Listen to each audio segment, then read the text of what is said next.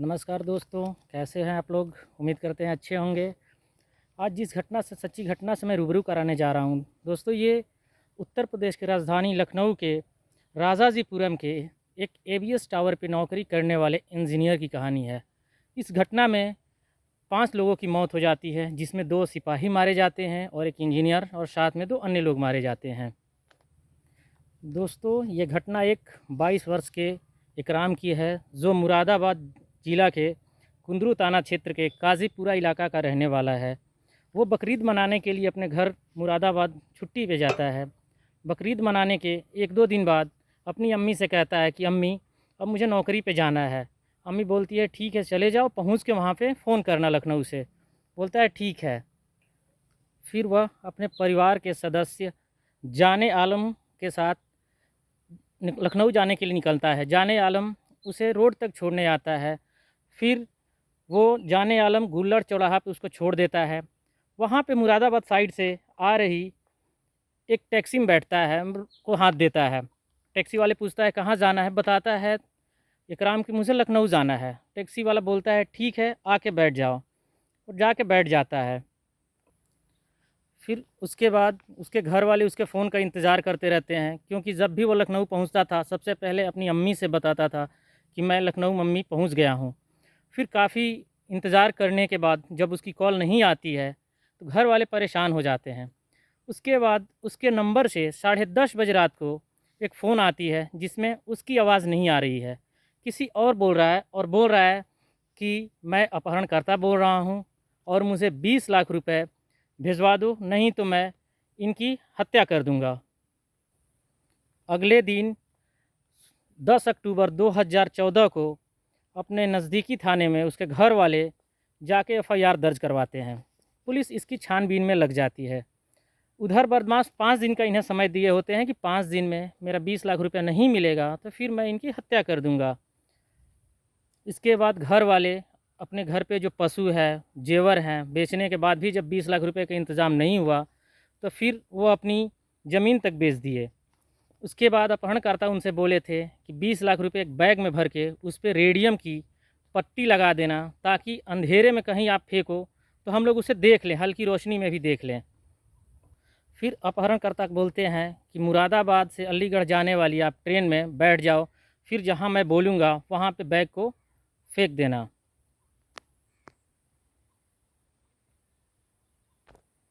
फिर बैग को मामा और भांजा यानी कि लड़के का भाई, इकराम का भाई, लेके मुरादाबाद से अलीगढ़ वाली ट्रेन में बैठ जाता है। लेकिन ट्रेन जब अलीगढ़ पहुंचती है तब तक कोई कॉल नहीं आता है।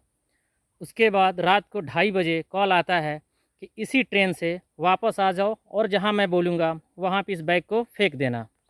फिर जैसे ही ट्रेन बुलंदशहर के डीवाई रेलवे स्टेशन के समीप पहुंचती है तो फ़ोन आता है कि बगल में जो जंगल है उसमें बैग फेंक दो और सीधे ट्रेन से निकल जाओ।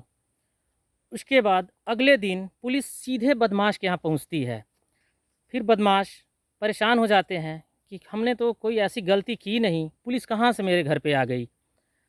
चूँकि माजरा ये था कि जो नोट की गड्डियाँ थी उसमें पुलिस पहले से ही एक जीपीएस डाल दी थी, जिसके मदद से पुलिस उस जगह पे पहुंच गई। उसके बाद मौके पे वहाँ पे 2 बदमाश पकड़े गए, जिनका नाम राजेंद्र, जो संभल जिला थाना बहजोई के भरतपुर गांव निवासी था, तथा इसी गांव के एक धर्मपाल, दोनों लोग की वहाँ पे गिरफ्तारी हुई। उसके बाद उनसे काफ़ी कड़ी मशक्क़त से पूछताछ की गई तो पता चला कि 2 और 3 लोग इसमें और संलिप्त हैं, जो कि एक नाम आया शकील सन ऑफ नूर मोहम्मद, उसके बाद कमल बहादुर सन ऑफ भीखम, तीसरा नाम आया नूर मोहम्मद सन ऑफ बुद्धन। वह बहजोई के रामपुरा का रहने वाला होता है। उसके बाद जब काफ़ी उनको डांट के पूछा जाता है तो वो बताते हैं कि हम लोगों ने तो पहले ही दिन इंजीनियर को मार दिया था और उसकी लाश बदायूं ज़िले के अंतर्गत थाना जारिफ नगर के बघौती के जंगल में एक कुआं है, जिस कुएं में हम लोगों ने उनकी लाश को फेंक दी है। पुलिस वहां पहुंचती है और लाश को बरामद करती है और घर वाले को सुपुर्द करती है तथा 5 को जेल भेज देती है। उसके बाद 17 जुलाई 2019 को मुरादाबाद के संभल कोर्ट ने आते तथा वापस चार्ली वैन से वापस जा रहे थे, जिसमें 24 कैदी और 6 पुलिस वाले थे। उसके बाद एक बूढ़ी औरत आती है और जो शकील था उसके हाथों में एक थैला देती है और बोलती है कि बेटा इसको रास्ते में खा लेना। शकील उस थैले को रख लेता है। उसके बाद वैन वहाँ से निकल जाती है, चार्ली वैन निकल जाती है वहाँ से।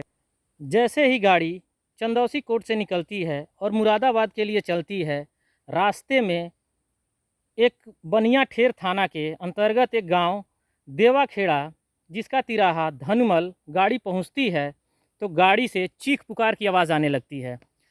फिर देखते हैं कांस्टेबल जब, तो बाहर से काफ़ी लोग उस पर गोलियां चला रहे हैं उस वैन पे, और अंदर जो बुढ़ी औरत थैला दी थी उसमें मिर्ची पाउडर था, जो कि दूसरे लोगों पे वो शकील फेंक रहा है, जिसमें कांस्टेबल और जो सिपाही हैं उनके आंखों में फेंक रहा है।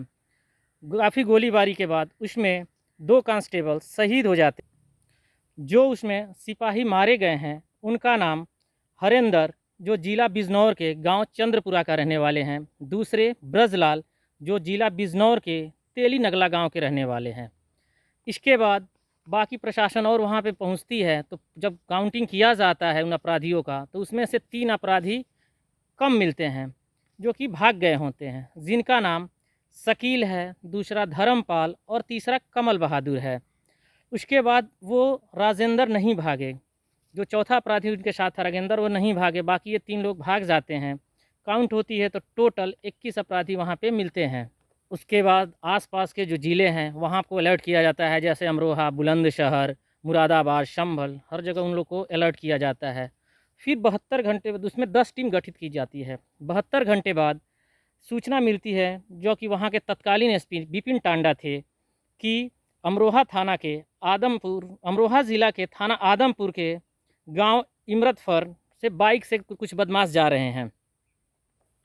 उसके बाद रास्ते में उनको पुलिस बल घेरती है, जिसमें लगभग 20 मिनट तक गोलियां चलती है, जिसमें आईपीएस विपिन टांडा के गनर प्रवीण कुमार घायल हो जाते हैं तथा जवाबी में एक बदमाश को भी गोली लगती है।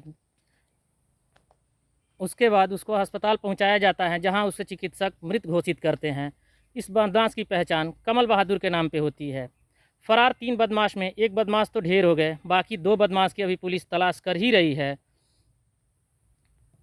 इसी बीच जो बदमाश धर्मपाल है, उसके गांव पे काफ़ी पुलिस का जाना आना, दबाव देना पड़ रहा है, जिसके लोक लाज के चलते धर्मपाल के भाई, जो भरतपुर का रहने वाला है, वो 23 जुलाई 2019 को फांसी लगा लेता है। फिर भी पुलिस नहीं मानती है, क्योंकि इसमें 2 पुलिस वाले मारे गए थे। पुलिस का दबाव वैसे ही बना रहता है। फिर 11 अगस्त 2019 को शाम 3:30 बजे सूचना मिलती है कि संभल के राजापुरा थाना के हरी बाबा बांध के पास मोलनपुरा गांव का पास, जो काफ़ी जंगल एरिया है, वहां पे कुछ बदमाश रुके हुए हैं। उस समय के संभल के तत्कालीन एसपी यमुना प्रसाद अपने दल बल के साथ वहां पे पहुंचते हैं। लगभग 250 राउंड फायरिंग हुई, जिसमें यमुना प्रसाद को 2 गोली लगती है, लेकिन बुलेट प्रूफ जैकेट पहनने के चलते उनकी जान बच जाती है तथा उनके 2 अन्य सिपाही की गोली लगती है, जिनका नाम विकास कुमार है और दूसरे का विनीत चौधरी। वो दोनों गंभीर रूप से घायल हो जाते हैं, लेकिन इलाज के बाद दोनों की हालत में सुधार हो जाती है और बच जाते हैं। इस जवाबी कार्रवाई में शकील मारा जाता है। बाकी बचे तीसरे जो भागे हुए अपराधी थे धर्मपाल, उनकी कोई सूचना भी नहीं मिलती है। फिर 27 अगस्त 2019 को पता चलता है कि धर्मपाल अपना वेशभूषा बदल के हरियाणा के गुरुग्राम में रह रहा है। वहाँ पुलिस पहुँचती है और उसे अरेस्ट करती है। फिर पता चलता है कि सारी घटना का अंजाम कैसे दिया गया, उस बूढ़ी औरत मिर्च लाई क्या लाई, सारी बात को वो खुलासा वहाँ पे करता है।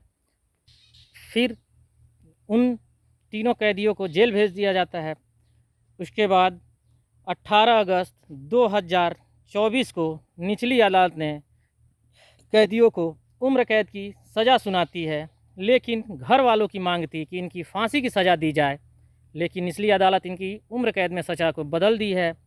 दोस्तों, इस घटना से एक ही हमें सीख मिलती है कि किसी भी अनजान लोगों से कृपया लिफ्ट न मांगा करें, क्योंकि एक लिफ्ट मांगने की चलते आज 2 कांस्टेबल की, एक इंजीनियर जो खुद लिफ्ट लिए थे, 3-3 लोगों की जान चली गई। धन्यवाद दोस्तों, चैनल को सब्सक्राइब और लाइक करें।